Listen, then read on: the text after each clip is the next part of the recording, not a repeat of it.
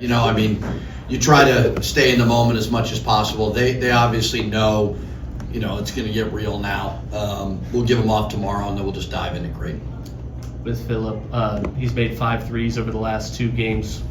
Where have you seen that growth, that confidence from him over this winning streak and the work he's put in? Yeah, it's all confidence with Philip. He wants it badly. He's a high achiever, and high achievers traditionally are very hard on themselves. But, you know, I mean, everybody talked about Trey last game versus UC, but, I mean, Phil comes down, knocks down that 3 to put us back up 1. I mean, that was huge. So, you know, I look at him like a guy I retain, you know, obviously, and he's, I think, comfortable with the way that I coach him, the system, and he's a veteran. He's doing a lot of great things. It was cool to see his dad and mom flew all the way from Serbia, so for them to watch him play a great game was fun. Overall, what did you do in that second half that kind of turned the tides after some sluggishness? Just picked up the disruption. You know, I've kind of said this before, like our starting 5, really, really good offensively. Obviously, they move the ball great. 23 assists again, 6 turnovers, terrific. But defensively, they got to get better. All of them do. You know, Philip was good, but the bench guys came in and provided that spark defensively, which was great. So we just got to really work on it. You know, did a better job in the second half of crowding number 11. You know, it was clear he was trying to go off, and we were making him more uncomfortable in the second half. Coach, what are your thoughts on the non-conference slate as a whole, kind of where you guys started and where you've gone from there? Well, from where we started, it's a overwhelming success, but that's because we didn't start great.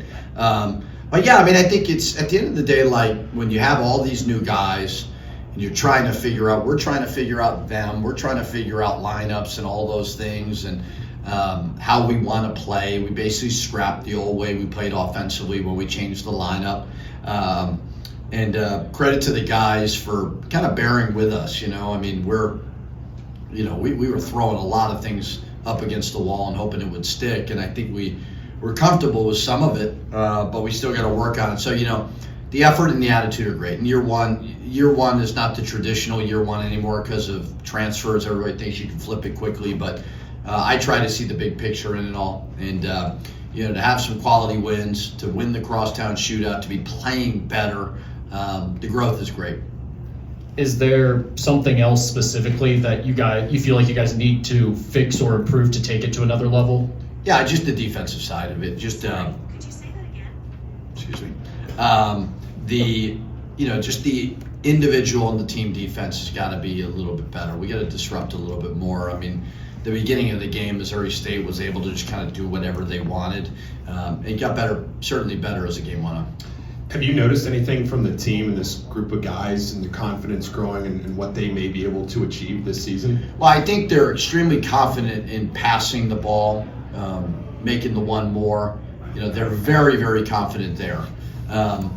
We got to build a defensive confidence, a rebounding confidence, a toughness confidence. But when it comes to finding each other, there's a high level of belief there.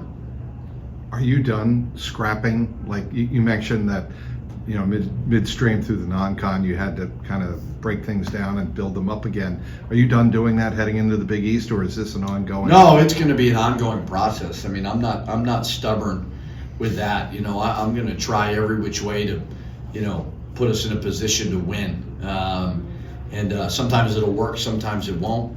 So we'll see. I mean, I thought the bench did a lot of good things. You know, hopefully at some point, who knows, whatever, Gabriel gets healthy, Mir gets more healthy, and we keep working and getting better. So, you know, it's not, what I'm going to do is go home and watch film and just see how we can get a little bit of an edge.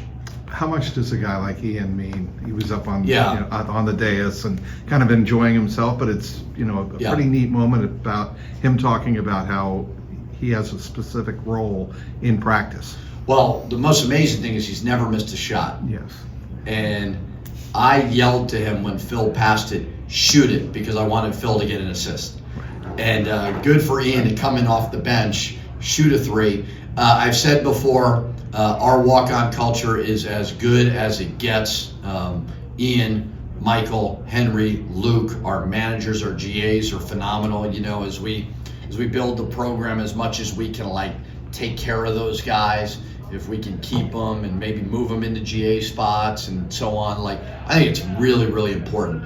But Ian is a phenomenal kid, and he's a good player. He's not a bad player. He's a good player. I mean, he legitimately plays in the second team every day in practice since we decided to go Jovan at the 5. So he's playing the 4 and he's battling, and he makes us better every day. So for sure, a cool moment. I hate the whole net, Ken Pom, you got to cover the spread nonsense. Like I hate all that, but it is what it is, and it does matter. So you got to try to cover the margins as best you can.